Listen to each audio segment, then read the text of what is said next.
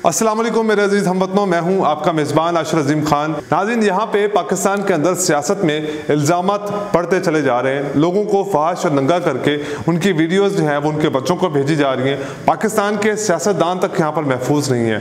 जहाँ पर उनको होटलों में रखा जाता है वहीं पर उनकी वीडियोज़ बना ली जाती हैं। वैसे ही आज़म सवाती साहब के साथ ये मामला पेश आया और आज़म सवाती का ये मामला अब उन तमाम इस पूरे सिस्टम की गले की हड्डी बनता चला जा रहा है। उनके लिए तकलीफ मजीद बढ़ाता चला जा रहा है। आज़म सवाती साहब हर उस मामले को डॉक्यूमेंटेड करते जा रहे हैं जिस तरीके से वो कानूनी तरीके पर काम कर रहे हैं। उन्होंने हर उस शख्स को खत लिख दिया है जो उनकी जानी और माली हिफाजत का जिम्मेदार है। उन्होंने आर्मी चीफ को खत लिखा, उन्होंने पाकिस्तान के इदारे चीफ जस्टिस साहब को खत लिखा, पाकिस्तान के वज़ीर आज़म को खत लिखा, सदर पाकिस्तान को खत लिखा, ताकि हर चीज़ जो है वो रिकॉर्ड पर रहे। वैसे ही जैसे शहीद अरशद शरीफ साहब को उन्होंने तमाम चीज़ों को डॉक्यूमेंटेड किया और बाद में इंकशाफात हुए कि उनकी जान के साथ कितना बड़ा मामला पेश आने वाला था, लेकिन पाकिस्तान के सिक्योरिटी इदारों और पाकिस्तान की हुकूमत की तरफ से किसी किस्म के कोई ख़ास इक़दाम नहीं किए गए, बल्कि उनको कत्ल होने के लिए खुला छोड़ दिया गया। और जिसके बाद उनकी शहादत जो है वो पाकिस्तान से बाहर एक मुल्क में हुई, कीनिया के अंदर, और बाद में उसको एक सियासी रंग भी दिया गया और बाद में ये इल्जामात भी लगाए गए कि पाकिस्तान में उनको किसी किस्म का कोई खतरा नहीं था, या पाकिस्तान के इदारे चाहते तो फिर उनको पाकिस्तान से बाहर जाने ही ना देते। लेकिन जनाब, यहाँ पर सवालात ये हैं कि अगर पाकिस्तान के इदारों को किसी किस्म की कोई खबर नहीं मिली थी तो फिर अरशद शरीफ का कत्ल कैसे हुआ? अगर पाकिस्तान के इदारे इतने मजबूत हैं, उनकी तफ्तीशी टीमें इतने मजबूत हैं, हमारा जो सबसे बड़ा मेन इदारा है, हमारी जो सिक्योरिटी एजेंसीज हैं, अगर वो इतनी मजबूत हैं, उनकी रिसर्च इतनी मजबूत है, तो अरशद शरीफ साहब के ऊपर जो कातलाना हमला किया गया उसको नाकाम क्यों नहीं बनाया गया? बहुत सारे ऐसे सवालात हैं जो पूछना चाहें तो पूछ सकते हैं, लेकिन मामला फिर वहीं पर आ जाता है कि लोगों को नंगा करके मारने की कोशिश की जा रही है, और जिसकी वजह से ऑब्वियसली हर इंसान को जो है इस बात का खतरा लाहक होता है। अब इमरान खान साहब के ऊपर जिस तरह सियासत के अंदर जो है वो मुख्तलिफ किस्म के इल्ज़ामात लोगों पर लगाए जा रहे हैं, और हमारे इदारे ये कह रहे थे कि वो सियासत के अंदर इस वक्त इन्वॉल्व नहीं है, वो न्यूट्रल हो चुके हैं, लेकिन क्योंकि पाकिस्तान का सबसे मकबूल लीडर इमरान खान साहब, उनके ऊपर जानी हमला हुआ, कातलाना हमला हुआ, लोगों ने उनको कत्ल करने की कोशिश की। पाकिस्तान की हकीकी आज़ादी की जंग और लॉन्ग मार्च वो लेकर चल रहे थे, जिसका उन्होंने दोबारा से आगाज़ कर दिया है, और उन्होंने कहा कि वो घर में बैठ कर अपने यानी कि जो उनका इस्लामाबाद के अंदर घर है वहाँ पर वो बैठकर लोगों से खिताब करेंगे, और उसके बाद वो रावलपिंडी में लोगों के साथ शमूलियत करेंगे। जब ये पूरा लॉन्ग मार्च जो है वो रावलपिंडी पहुँचेगा, और इस लॉन्ग मार्च की पूरे रास्ते जो क़यादत होगी वो शाह महमूद कुरैशी साहब करेंगे।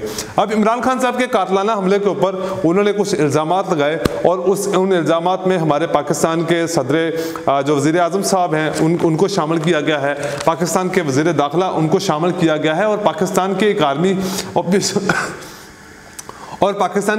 ऑफिसर के ऊपर भी इल्ज़ामात लगाए गए हैं, जिसकी वजह से पिछले 72 घंटों से या इससे भी ज़्यादा वक्त गुजर चुका है और अभी तक कोई FIR नहीं काटी जा सकी। मेन वजूहात यह है कि कुछ लोग जो राना सनाउल्लाह साहब का नाम निकलवाना चाहते हैं, कुछ वज़ीर आज़म का नाम निकलवाना चाहते हैं, और परवेज़ इलाही साहब जो कि पंजाब हुकूमत है वो एक आर्मी ऑफिसर का नाम निकलवाना चाहते हैं। प्रॉब्लम यहाँ दिखी जा रही है कि जो लोग हैं वो सब अपनी फेस सेविंग खोल रहे हैं।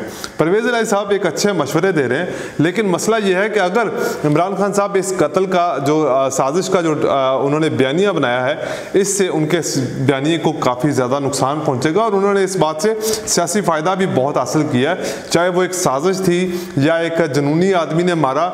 मसला ये नहीं है, मसला ये है कि उन्होंने सियासी तौर पर इसका कितना फ़ायदा उठाया। लेकिन सवाल यहाँ पर एक और है कि क्या पाकिस्तान का आर्मी ऑफिसर किसी भी पुलिस ऑफिसर के साथ तफ्तीशी मामलात में पेश होगा, या हो सकता है पाकिस्तान का आइन इसके ऊपर क्या कहता है? तो मैंने इसके ऊपर कुछ तफसीलात निकाली। हमें पाकिस्तान के फ़ौज के आर्टिकल को पढ़ते हुए कुछ मालूमात मिली, जिसमें यह था कि पाकिस्तान का फौज आर्मी चीफ एक्ट 1952 के तहत अगर किसी फौजी एहलकार या ऑफिसर से ज़ाती हैसियत में कोई जुर्म सरजद होता है जिसका उनकी ड्यूटी से कोई ताल्लुक नहीं, तो पुलिस उनके खिलाफ FIR दर्ज कर सकती है। आर्मी एक्ट के तहत फौजी अफसरान केस की तफ्तीश में पुलिस के साथ तावन करने के पाबंद होंगे।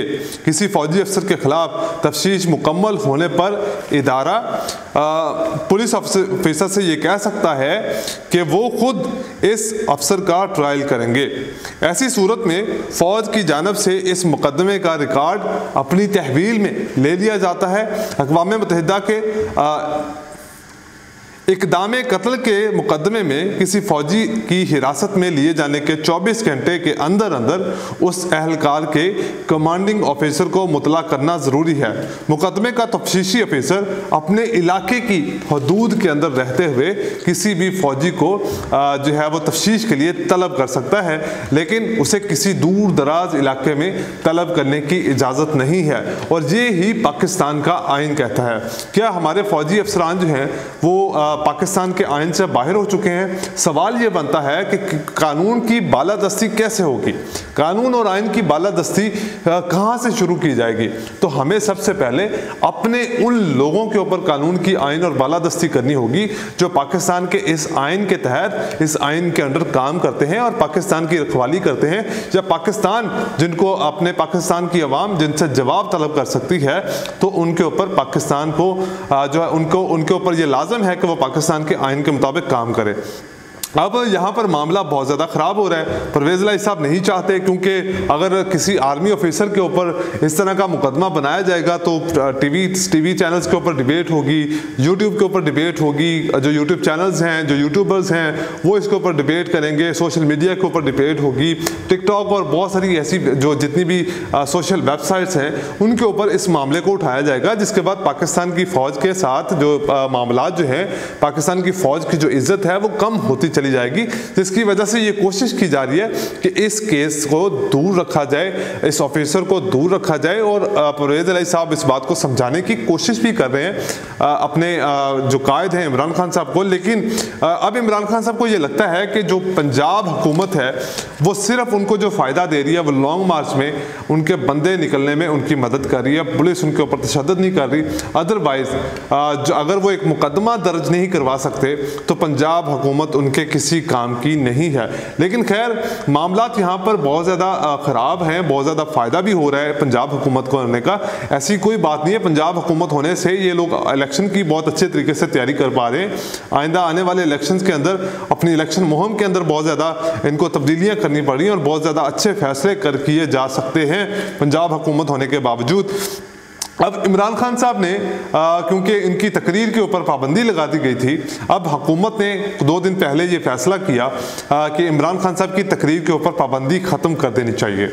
तो उसके बाद हमें कुछ ज़राए से ये मालूमात मिली कि जो हुकूमत है वो इस बात से डर चुकी है कि अगर इमरान खान साहब की आवाज़ को मज़ीद बंद रखा गया तो फिर पाकिस्तान की आवाम को संभालना मुश्किल हो जाएगा। लेकिन जनाब हमारी इतलात के मुताबिक यहाँ पर भी एक साजिश की गई और अचानक इस तरह से खान साहब की तकरीर पर पाबंदी ख़त्म करने का फ़ैसला जो था वो बहुत ज़्यादा बड़ी सिक्योरिटी एजेंसीज़ की तरफ से किया गया, पाकिस्तान की जो कैबिनेट है उसकी तरफ से किया गया, क्योंकि उनको लगता था कि जिस तरह से इमरान खान साहब के ऊपर हमला हुआ है उस हमले के बाद वो मजीद जारहाना होकर जवाब देंगे और जब उनसे उनको पता नहीं चलेगा और मजीद जारहाना होकर पाकिस्तान के इदारों के खिलाफ अपनी जो है वो जुबान से जो थोड़ा सा गुस्सा निकालेंगे। लेकिन और अगर ऐसा हुआ तो फिर उनके ऊपर किसी भी किस्म का किसी भी तरह का कोई भी केस बनाकर उनको खामोश करवाया जा सकता है। वैसे भी पीडीएम की जमातें ये कह चुकी हैं कि उन्होंने सिक्योरिटी एजेंसीज ने जब उनकी हुकूमत बनवाई तो उनसे ये कहा गया था कि आप लोग सियासत संभालें, इमरान खान को हम संभाल लेंगे। तो इमरान खान साहब नहीं संभाला गया और पाकिस्तान की जो इस वक्त पीडीएम की जमातें हैं वो भी कहीं ना कहीं इस बात में नाकाम रही कि पाकिस्तान की फ़ौज का जो बयानिया था वो अवाम के सामने रखते और वो इसमें मुकम्मल नाकाम रहे, जिसके बाद पाकिस्तान के फ़ौज के इदारों को और बड़े अफसरान को खुद आकर प्रेस कॉन्फ्रेंसेस करना पड़ी। फिर अर्शद शरीफ के मामले के ऊपर देखा गया अब अवाम डरना छूट चुकी हुई है। अगर आप विजुअल्स देखें ना पूरे लॉन्ग मार्च के तो उसमें यही लगता था कि पाकिस्तान की अवाम के दिलों से अब मरने का खौफ खत्म हो चुका है। उनको ये समझ आ चुकी है कि पाकिस्तान की हकीकी आज़ादी और खुद मुख्तारी और पाकिस्तान को इतने सालों से नाकाम हो रहा है, उसकी मईशत संभाली नहीं जा रही, उसका जिम्मेदार कौन है। तो इसकी वजह से पाकिस्तानी अवाम में काफ़ी ज़्यादा गुस्सा पाया जाता है। आज़म स्वाति का मामला काफ़ी संगीन होता जा रहा है और उनकी बेटी ने भी अब वीडियो पैगाम जारी किया है। चीफ जस्टिस साहब से दरख्वास्त की है कि जिस तरह से अरशद शरीफ साहब के जो है एप्लीकेशन को उन्होंने किसी भी की तरह भी सुनवाई नहीं की, उसके ऊपर कोई रद्द-ए-अमल नहीं दिया। क्या आज़म स्वाति साहब की जो दस्तावेज़ात हैं उनको पेश की जा रही हैं और सबूत पेश किए जा रहे हैं। अब FIA की तरफ से इस जो हुकूमत ने 14 रुकनी एक टीम बनाई है। अब उस 14 रुकनी टीम के ऊपर एक भी औरत को शामिल नहीं किया गया। कितने अफसोस की बात है। और आज़म स्वाति से वो लोग पूछेंगे कि वो दिखाएं वो वीडियो कहाँ पे है, और वो वीडियो उनको 14 लोगों को दिखानी पड़ेगी। और शायद इस बात से डरते हुए आज़म स्वाति साहब इस बात से इनकार कर दें और इस केस से पीछे हट जाएं और जिसको वो बचाना चाहते हैं वो बासानी से कानून की गिरफ्त से निकल जाए। और ये कोशिश जो है वो पाकिस्तान में हमेशा से होती रही है, लेकिन पाकिस्तान की अवाम अगर अपनी आवाज़ उठाएगी, पाकिस्तान की अवाम अगर इसी तरह से इसी जज्बे के साथ पाकिस्तान की खिदमत करेगी तो पाकिस्तान इंशाल्लाह एक दिन ज़रूर कामयाब होगा। आज के लिए इतना ही, मुझे दीजिए इजाज़त। अल्लाह हाफिज़।